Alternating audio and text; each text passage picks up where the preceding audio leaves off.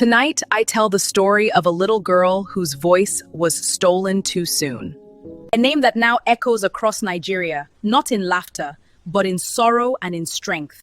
A young girl from Benue State, Ochanya was full of dreams, gentle, bright, and always eager to learn. At age 8, she went to live with her guardian's family so she could attend school, trusting them like her own.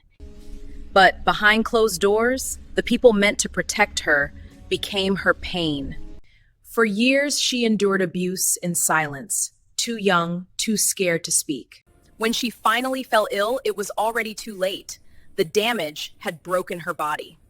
Year after year, the people who were meant to care for her hurt her instead. She carried that pain in silence, afraid, confused, and alone. No one noticed her fading smile until her little body could no longer bear the weight of their cruelty. In October 2018, Ochanya died. She was only 13.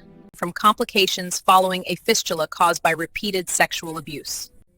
The abuse was alleged to have been perpetrated over several years by her guardian, her uncle, and his son. Doctors said the abuse had broken her body beyond repair. And just like that, another innocent voice was gone. But even in death, Ochanya spoke louder than ever. Her story spread across the nation. Mothers, daughters, and fathers marching in the streets, people crying out, Justice for Ochanya. They lit candles for her, not just to mourn her, but to awaken a nation that too often looks away. Yes, she became more than a victim. She became a symbol, a reminder that silence kills, that every child deserves to be safe, to be believed, to be protected. Her death triggered protests by women's groups demanding justice and accountability.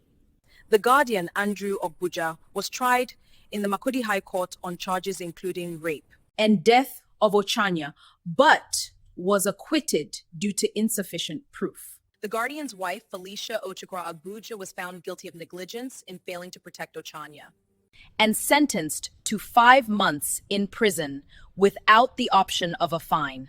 To every listener tonight, if you see something wrong, don't stay silent. If you hear a child's cry, listen, because sometimes that cry may be the only thing standing between life and another tragedy. May Ochanya's soul rest in peace. And may her story remind us that justice isn't just a word, it's an action. For every child unheard, we light a fire of hope. Though the courts failed to fully punish her abusers, her name became a symbol.